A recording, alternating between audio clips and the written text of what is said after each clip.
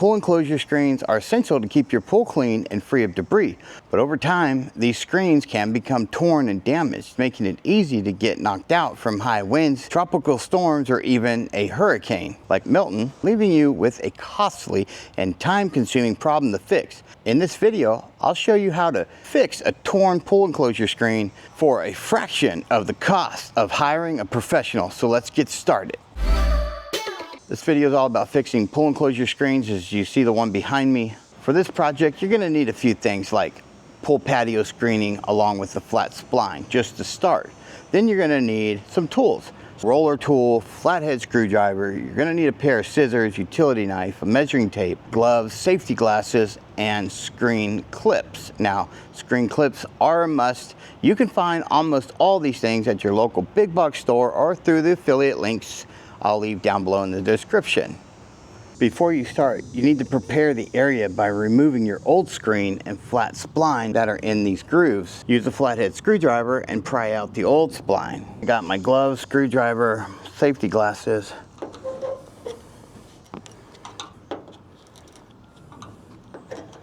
You got to be careful when doing this. You don't want to mess up your track. Once you get it started like this, you'll notice it'll come right out. Just give it a tug down. And there you go. So that piece is out. There's also a screen in here. We got to get that out too.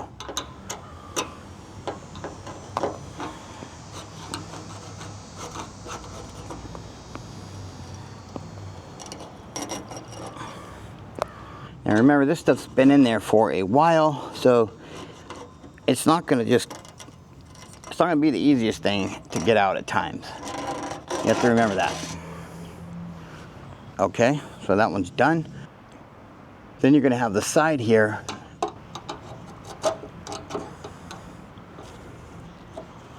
I'm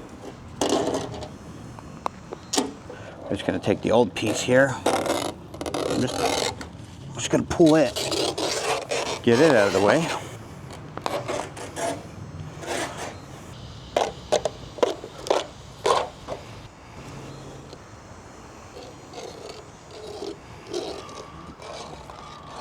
We're gonna run our screwdriver across it and make sure. Gotta have this track all ready to go before put your new one in. Yep, everything's out of it. You just have to do this to all four corners. This also has a flat line in it. This is gonna come down. It may come all the way down. So you need to pay attention to that and make sure if it does come all the way down, you're gonna have to cut it somewhere, push it back in there, because you don't want this to come undone, or this one, because these are holding in this other screen. Sometimes you may notice that these are not exactly the whole length, and somebody probably did that cheating at trying to get this back in here and didn't have enough and just chose to do it that way. There we go. Okay, that one's out. We have all of them out on all the sides. We're going to get our measurement. It's 97, so we are going to add 4 more inches to that. So 101, and that would give us our 2 inches on each side. Then we're going to measure from down here, 28. We are going to add 4 more, so 32. So we're roughly looking at 101 by 32 for this opening.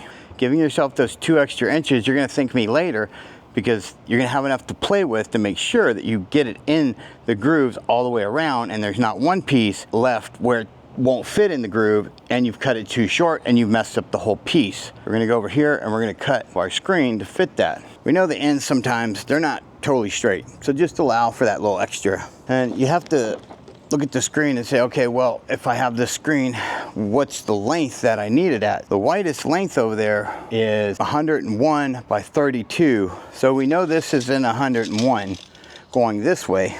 This is 72. That's the way I bought it, because it seems to be a good size to fit in most of the screening that I have here. Now, how do you do this? Okay, well, this way you're going to want to do 32.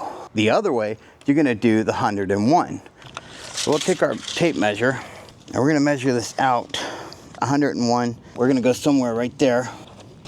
The best way to cut it would be with my utility knife. Now that we have this cut, we have one or two options. We can go ahead and cut this down, or to make this a lot easier, we are going to use our screen clips, clip it over there where we need it, and then cut the excess. All this stuff will be in the description below if you want to go and check out what I have. We're going to give it that little extra we need on both sides, about 2 inches or so. When it comes to putting these in, these go right into the track, just like that. Let's put another one down here, like that. Looks good. We have the 2 inches that we're requiring here or so. Let's go ahead and put this one in. Let's go ahead and put the bottom one in down here. You can put as many of these as you want. It doesn't have to be 1 or 2. We're gonna cut all this. I think that's good.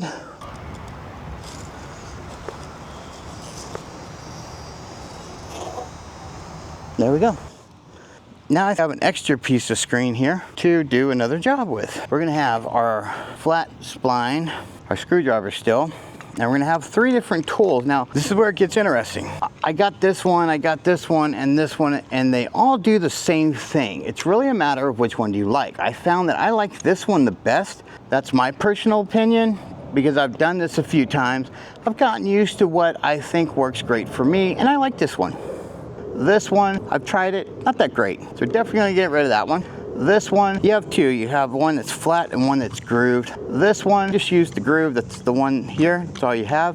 The reason you wanna do this with the screen first and get it in the track is to make it a lot easier when you're putting the spline in, because you need to set the spline down in there and then push it in. Just do the section you're working on. It doesn't have to be the whole thing. I'm gonna take another clip and just go ahead and clip it back here. Just because in a minute I'm going to release that one. On your flat spline you have a flat and you have around it. The flat part is the part that's going to go in against the screen, and you're going to have this rounded part showing. I have learned from doing this enough that if you put this in towards the opening of the screen, so it goes in this way. Now you don't have to be right at the edge. You can have a little extra right there missing.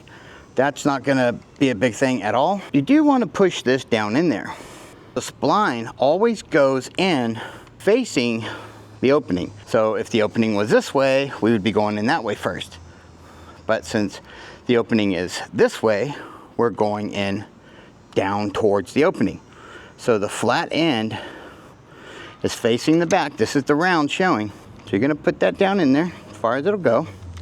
And then you're gonna take, on this one, you're grooved, and you're just gonna push it down in there. And there you go. Just that easy. Now we can undo this clip.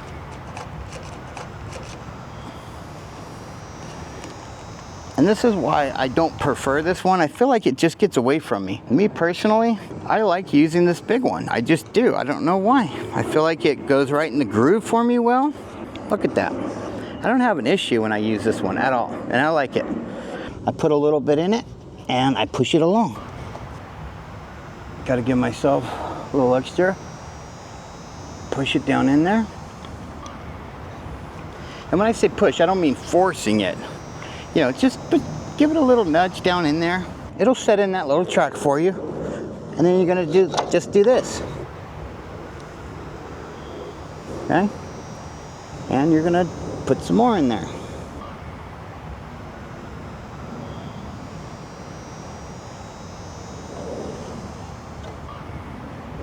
Removing our last clip.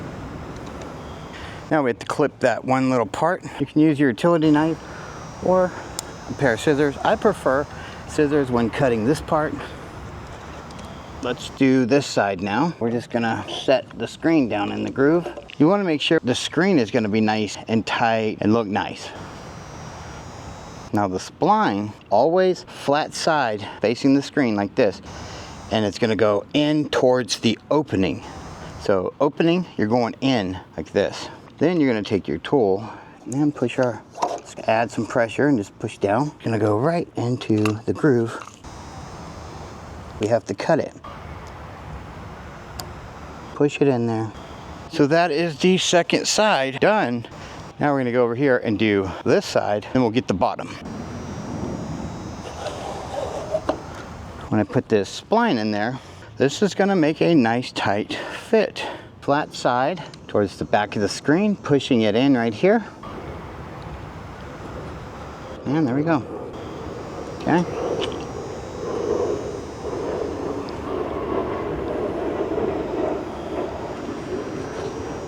Goes in fairly easy. Then we're going to want to cut this to the right size. Now we have to do the bottom piece. Taking our flat spline, the flat part is the part that's going to go in facing the screen like this, and it's going to go in towards the opening. There we go. Once you do this a few times, you'll start to figure out this is really easy. The hard part is getting the screen out. I hear the planes, that means they must be getting people in and out of Orlando. Now that Milton has passed, operations have gone back to normal. That's what it sounds like.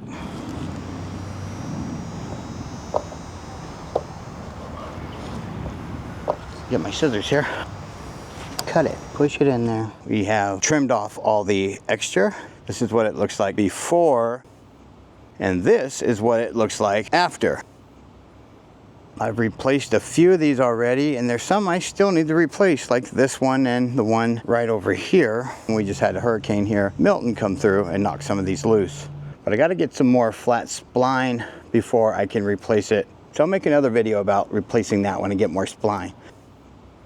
So as you can see, repairing a torn pool enclosure screen, it's a simple and affordable DIY project for anybody to do. This is going to save you a lot of money instead of having to hire somebody to come out and do this for you, which is going to be costly. It can cost anywhere from $200–300 and up per panel to have one of these done. We hope you found this video to be helpful. If you did, please give it a like, subscribe if you haven't already subscribed, and be part of the family. Hit the notification bell so you don't miss another one of our videos coming out. Thanks for watching, and we'll see you in the next one.